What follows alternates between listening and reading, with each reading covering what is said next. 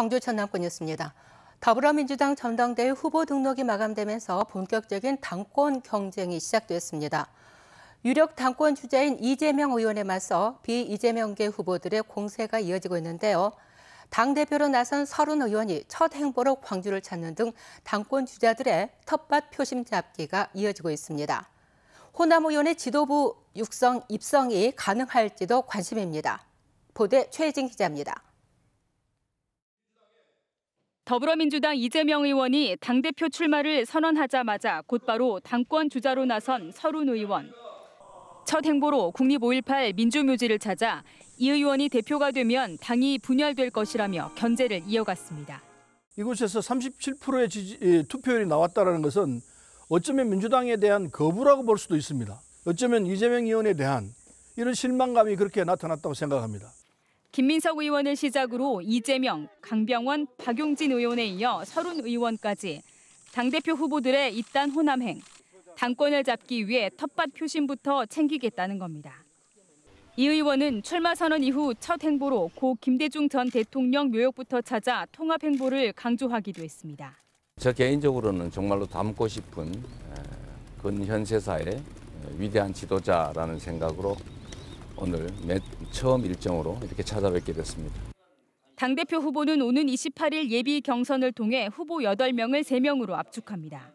이재명 대세론에 맞서 97그룹과 중진들의 견제와 단일화 여부 등이 변수가 될지가 관전 포인트입니다. 다음 선거에서 조직을 승리로 이끄는 것이 진짜 책임을 지는 것이다 라는 논리인 것 같습니다. 자신의 정치적인 운명을 2년 후에 있는 2024년 총선에서 민주당 승리와 연동시켰다라고 봐야 될 것 같고요. 최고위원 선거는 비수도권의 유일한 후보임을 강조하는 송갑석 의원의 지도부 입성 여부가 당내 호남 정치 위상의 가늠자가 될 전망입니다. 지명직이 아닌 자력으로 진출하느냐가 관건입니다. 선출직 등 중앙위원 투표 100%가 반영되는 최고위 예비 경선이 1차 관문입니다. 본격적으로 막이 오른 전당대회, 호남 정치의 또 다른 시험대가 되고 있습니다. KBS 뉴스 최진입니다. 전남대병원의 병원 신축 사업이 속도를 낼 것으로 보입니다.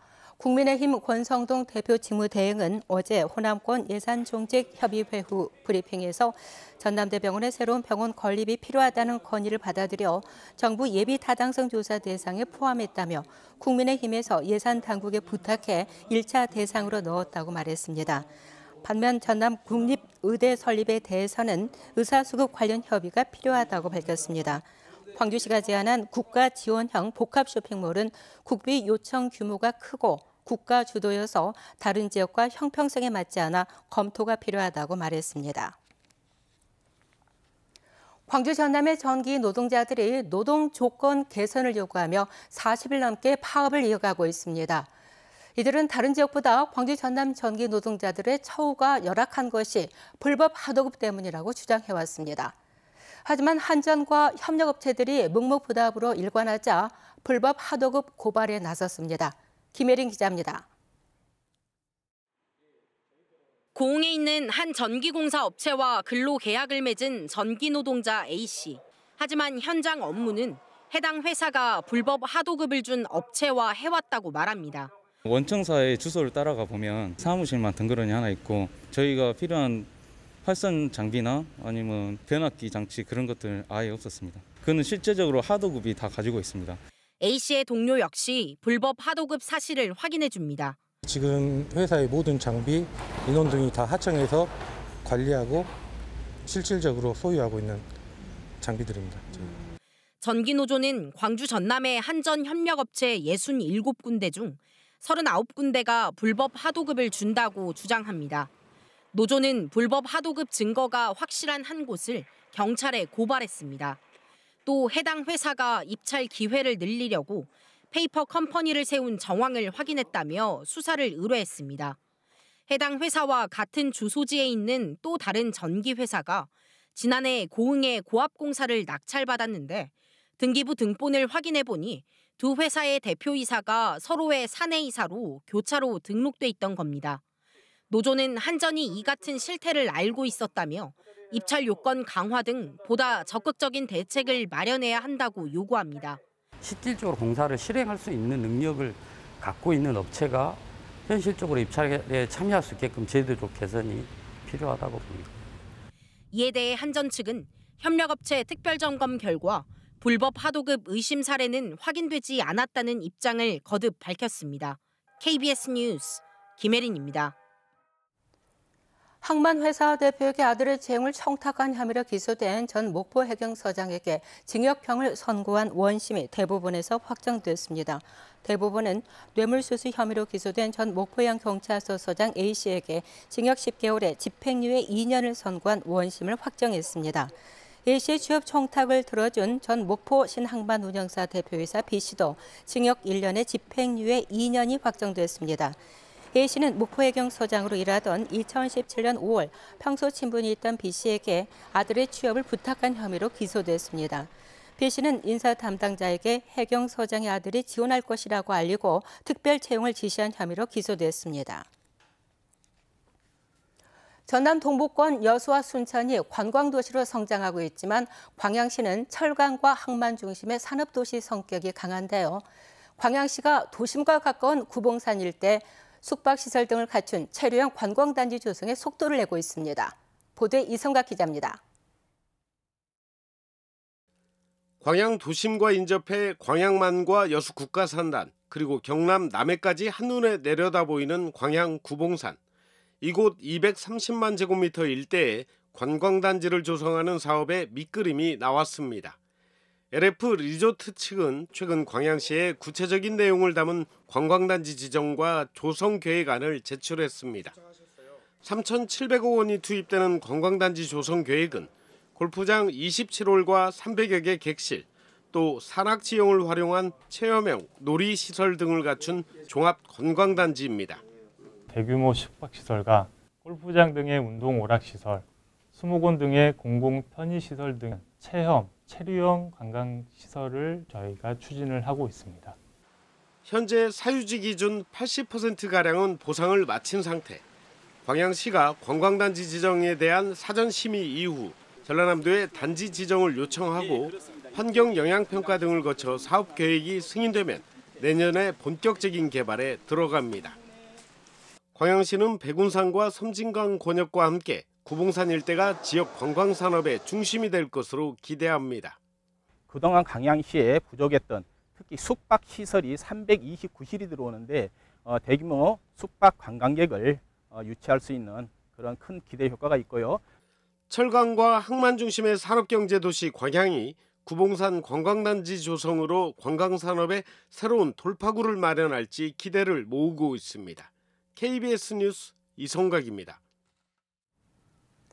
여수시가 여수세계박람회 개최 10주년을 맞아 주요 상가에서 할인 행사를 진행합니다. 오는 22일부터 이달 말까지 진행되는 여수세일 페스타 기간에는 여문상가와 진남상가 등 주요 상가에서 5에서 30%의 할인 행사와 음료수 제공 등 특별 서비스도 마련됩니다. 여수시는 또 오는 22일 엑스포 10주년 기념식을 시작으로 다양한 기념 행사를 개최합니다.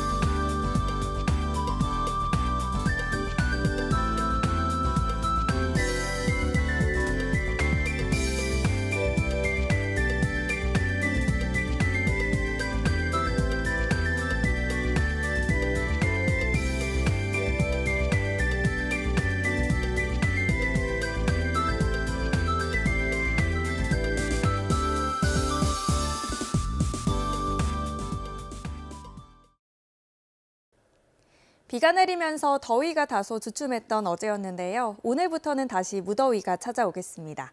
낮부터는 강한 햇볕까지 더해지면서 광주의 한낮 기온 어제보다 5도가량 높은 31도까지 오르겠고요. 체감온도는 31도로 웃돌아 덥겠습니다. 오늘 다시 기온이 쑥 오르면서 오전 11시를 기해 광주와 전남의 7개 시군에는 다시 폭염주의보가 발효되겠습니다. 더위에 건강 조심하셔야겠습니다. 오늘 고기압의 영향으로 하늘도 대체로 맑게 드러나겠습니다. 다만 강한 햇볕에 자외선 지수는 매우 높음에서 위험 단계 예상되니까요. 자외선 차단제 꼼꼼하게 바르셔야겠습니다. 다음은 자세한 지역별 날씨입니다. 아침 기온 어제보다 1에서 4도가량 높게 시작했고요. 한낮 기온은 나주와 담양 31도로 어제보다 1에서 10도가량이나 높겠습니다. 순천과 광양이 낮 최고 기온은 34도로 어제보다 10도가량 높아 덥겠습니다. 목포의 낮 최고 기온 29도, 강진 32도, 해남 30도까지 올라 후텁지근하겠고요. 신안을 비롯한 도서 지역은 28도에서 29도가 예상됩니다. 바다의 물결은 먼 바다를 중심으로 오전까지 최고 2.5m로 다소 높겠고요. 짙은 안개에 주의하셔야겠습니다. 내일까지 대체로 맑은 하늘 보이겠고요. 모레와 또 토요일과 일요일 사이에 장맛비가 다시 내리겠습니다. 날씨였습니다. 어제 광주 전남의 코로나19 확진자는 3,026명으로 전날보다 2,000명 가까이가 늘었습니다.